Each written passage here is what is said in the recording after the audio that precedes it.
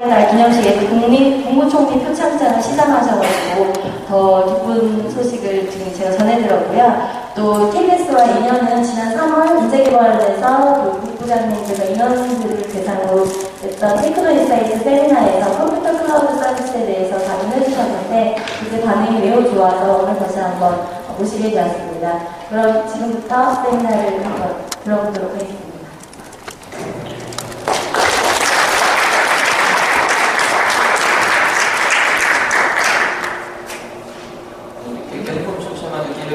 진작에 알았으면 제가 엑스박스와 키넥트를 디자인할 걸 했습니다. 너무 늦게 알려주셨습니다.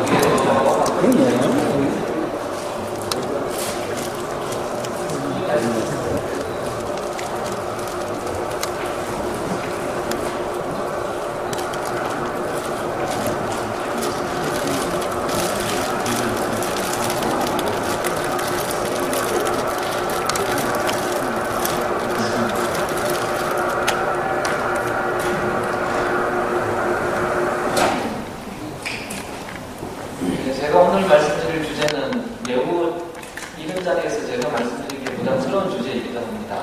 왜냐하면 제 전공이 이런 분야도 아닐 뿐만 아니라 또 많은 분들이 미래에 대해서 이런저런 많은 예측을 해내었지만 사실 세월이 조금만 지나고 보면은 예측이 아니고 거의 예언에 불과한 정확도가 거의 0%에 가까운 말씀하는 경우가 참 많이 있습니다. 그럼에도 불구하고 여러분이 항상 준비하셔야 되는 대선이 또는 미래라는 점에서 이런 주제의 중요성에 대해서는 누구보다 인지하고 있는 편입니다. 그래서 미래를 결정한다는 걸 오히려 부제로 해놓고 뉴노멀을 짓는다는 걸 주제로 해서 발표를 진행하고 있는데요. 먼저 이런 말씀을 드리는 이유는 여기 주요 내용 제일 처음에 나오는 말씀과 마찬가지로 미래 예측은 그 자체가 매우 어려운 분야입니다.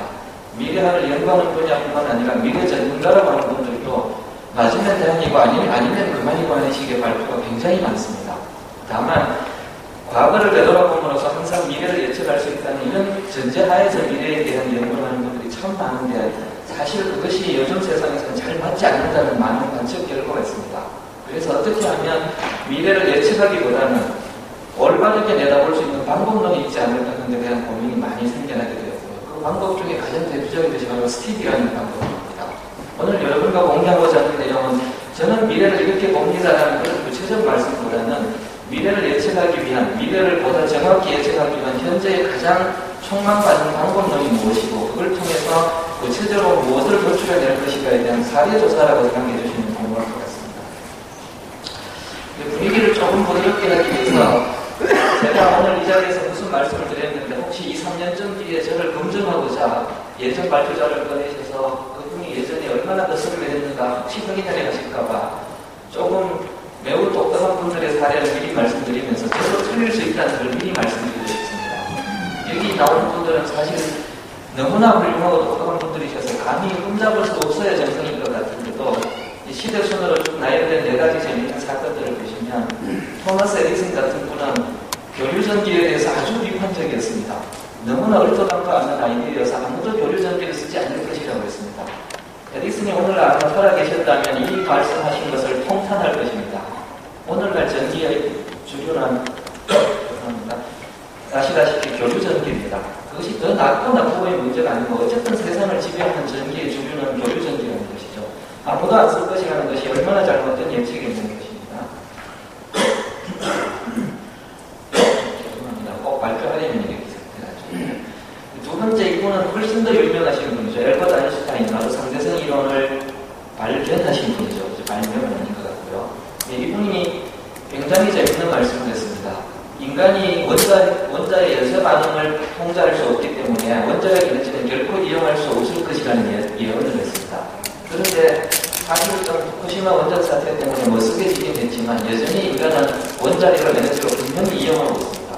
이것 또한 잘못된 예측이었던 것이죠. 세 번째 이야기는 더욱 재미있습니다. 이 토머스 워슨 시니어 이분은 IBM의 창업자입니다. IBM이 오늘날 무엇으로 사업하고 계신지 잘 알고 계시려고 하겠습니다만 바로 컴퓨터 및 관련 사업입니다. 그런데 이분이 어떤 말씀을 했냐면 전 세계적으로 보았을 때 컴퓨터 수요가 예측되는 것은 5군데 정도밖에 없을 것이다라고 예측을 했습니다. 저 말이 사실이었으면 IBM은 진작에 문 닫았어야 했을 겁니다. 그런데 아니죠. 아시다시피 저는 이 말을 좀 다른 방법으로 요즘 재밌게 인용합니다만 뭐냐면 요즘은 전 세계적으로 컴퓨터가 5대만 필요한 건 아니지만 대규모로 IT를 렌털해줄 수 있는, IT를 서비스로 제공할 수 있는 대규모 업체는 5개 정도로 재편될 것이라고 믿습니다. 그런 점에서 보자면 이분이 소위 클라우드 컴퓨팅을 수십 년 전에 예언한 것과 마찬가지입니다. 설마 그런 뜻으로 하신 말씀은 아니겠죠. 어쨌든 틀린 예언입니다. 그리고 마지막에 나오는 이분은 요즘은 이 업체 이름도 기억하지 못하는 분이 많으십니다만 디지털이라고 하는 회사, 예전에 디지털이 독립업체였습니다만 나중에 컴팩으로 인수되고 컴팩이 다시 HP로 인수되면서 지금 HP의 사업부가 되고 말았습니다. 근데 그 디지털을 이끌던 분이 하신 말씀이 뭐냐면 개인이 자기 가정에서 컴퓨터를 각자 소유하려고 한다는 것은 어리석은 생각이다라고 주장했습니다. 이 역시 얼마나 지금 돌이켜보면 이분의 말씀이 얼마나 어리석습니까? 이런 큰 사례들 몇 개를 보면 아실 수 있는 게 뭐냐 하면 해당 분야에 종사하고 있는 사람조차 그 똑똑한 애 정도를 전혀 관계없이, 똑똑한 애 정도와 전혀 관계없이 미래를 내다보는 눈은 굉장히 어렵다는 것입니다. 거의 대부분 틀리고 있다는 것입니다. 이런 상황에서 우리가 무슨 단체가 내놓은 미래학 보고서, 2040년 우리의 미래는 하는 식의 각종 보고서는 그냥 소설로 생각하고 보시는 것이 훨씬 더 기분 좋은 일일 것 같습니다. 왜냐하면 그때 가서 얼마나 그 과거의 보고서가 정확했느냐를 돌이켜보면 얼마나 우스꽝스러운 이야기가 많겠습니까? 차라리 이런 접근보다는 저는 다른 분들의 말이 훨씬 더 현실성이 있다고 봅니다. 그 중에 한 가지가 뭐냐 하면 미래라는 것은 별나게 새로운 것이 아니라 이미 여기 있는 것이라고 말했습니다. 우리가 이미 향유하고 있는 것들이지만 골고루 분포되지 않은 것일 뿐이다. 이 예를 달리 말씀드리면 여러분들 중에 누군가는 이미 사용하고 계시지만 다른 부처 또는 옆에 있는 다른 분은 사용하고 계시지 않은 그 무엇이라든지 한국에서는 이미 굉장히 활성화되어 있지만 다른 많은 나라에서는 아직까지 활성화되지 않은 그 무엇이라든지 이 모든 것이 사실은 골고루 분포되기만 하면 미래라는 뜻입니다. 즉 미래라는 것을 아무것도 없는 데서부터 갑자기 불쑥 나타나려는 그 무엇으로 보기보다는 이미 어딘가에서 벌어지고 있는 일들이 공평하게 분배되는 가까운 미래를, 가까운 장래를 두고 우리가 흔히 말하는 미래라는 이름으로 부정하고 싶어 하는 것일지 모른다는 것입니다. 두 번째는 미래에 대해서 여러분이 하는 일은 앉아서 예언이나 하고 있을 게 아니고 그것을 가능하게 하라는 말을 했습니다. 그 생텍주별이 작가죠, 그죠? 어린 남자에서 지금 작가분이 굉장히 좋은 말을 해줬습니다. 저는 이 두 말이 사실은 하이테크 인더스트리에 종사하는 분들이 새겨들어야 할 두 말이라고 생각합니다. 미래를 공상과학 수준으로 생각하고 있기보다는 이미 누군가가 하고 있거나 우리가 하고 있거나 또는 가까운 누군가가 하고 있는데 그것이 골고루 분포될 수 있도록 하는 노력을 기울이는 것이 바로 미래를 가능하게 하는 것이라는 매기 같은 이야기가 것입니다. 그런 관점에서 보자면 제일 관심이 되는 게 뭐냐면 이미 벌어지고 있는 모든 일들이 전부 다 미래에 비할 가치가 있느냐는 것입니다. 사실 이것은 잘못된 생각이죠. 왜냐하면 미래에 아무에게도 도움이 되지 않는 일을 누군가가 지금 현재 모의하고 있다면 설령 그것이 짧은 순간 동안 잠시 널리 터졌더라도 올바른 미래라고 볼 수는 없을 겁니다. 그러니까 지금 벌어지고 있는 모든 일들에 관심을 가질 게 아니고 어떤 일들에 더 중점적으로 관심을 가질까 이것이 첫째 고민사항이고요. 두 번째는 그걸 어떻게 널리 분포시킬 것이냐 하는 것이 다음 이야기가 될 것 같습니다. 자, 이렇게 생각하다 보면 미래라는 말은 결국은 제일 위에 있는 이 용어를 먼저, 용어보다는 개념을 먼저 읽어보면 2, 3년 내, 사실 2, 3년이라는 말은 너무 정확한 수치입니다만 수년 내라고 표현을 해보겠습니다. 수년 내에 정착되어, 이 말은 현재까지는 정착된 상태는 아니라는 뜻이겠죠. 어딘가에서 누군가는 하고 있는 일이지만 굉장히 미래가 불확실하고 아직까지는 시도하는 수준에 그치고 있는 그 무언가가 있다면 그것이 정착될 가능성이 있는 걸 먼저 찾으라는 것이고요. 두 번째, 정착될 뿐만 아니라 해당된 분야의 영구적인 변화를 이끌 수 있는 지금 당장에는 이것이 다른 어떤 규정에 따라서 다른 어떤 사회적인 현상에 따라서 지배되고 있는 분야일지 모르지만 수년 내에 새롭게 정착되는 어떤 아이디어나 각종 규제나 비즈니스 현실이 발생해서 그것이 항구적으로 또는 상당한 기간 동안 해당 분야의 영구적 변화를 이끌게 되는 그 무엇이 있다면 이것을 찾아내라는 것입니다.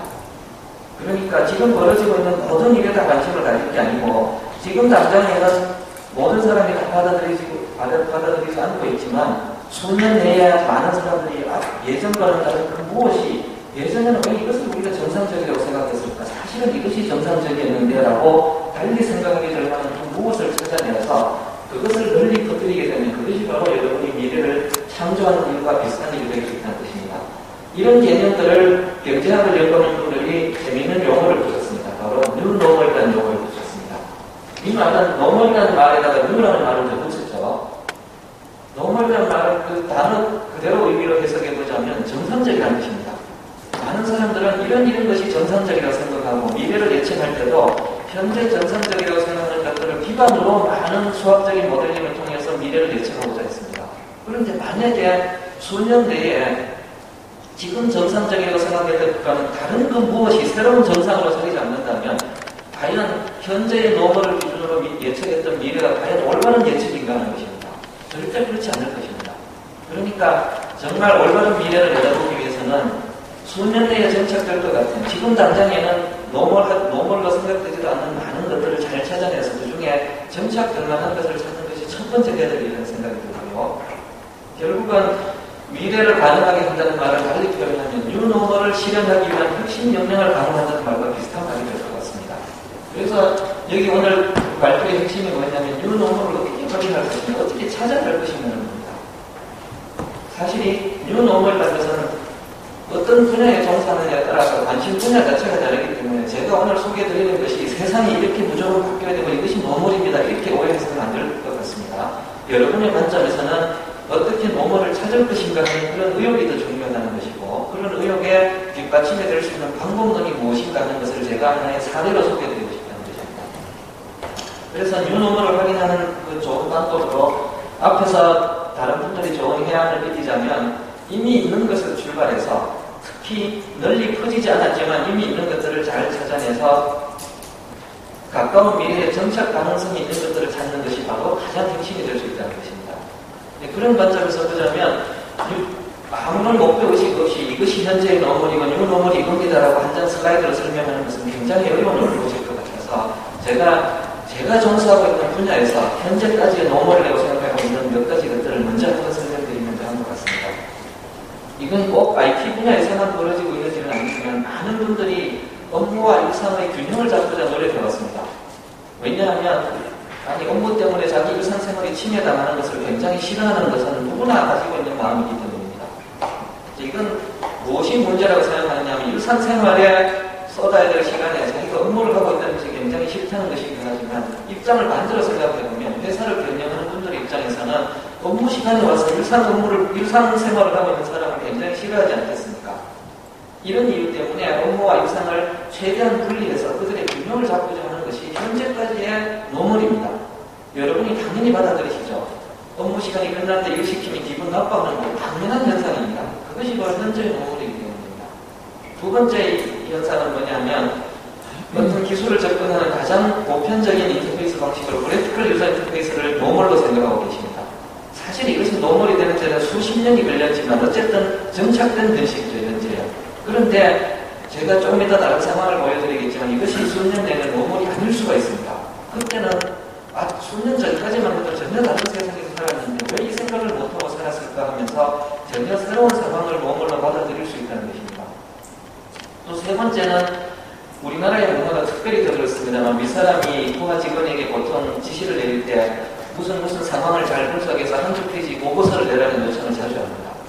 그리고 한두 페이지가 아니고 한 페이지 안에 꽉 채워서 넣으라는 보고서 요청을 자주 합니다만 이것이 미래에는 가까운 미래에는 완전히 바뀔 가능성이 있습니다. 왜 그러냐 하는 것을 찾아보자는 것이고요.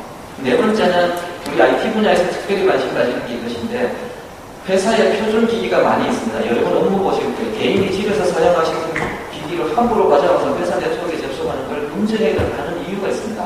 회사가 보유하고 있는 기밀 자료도 많이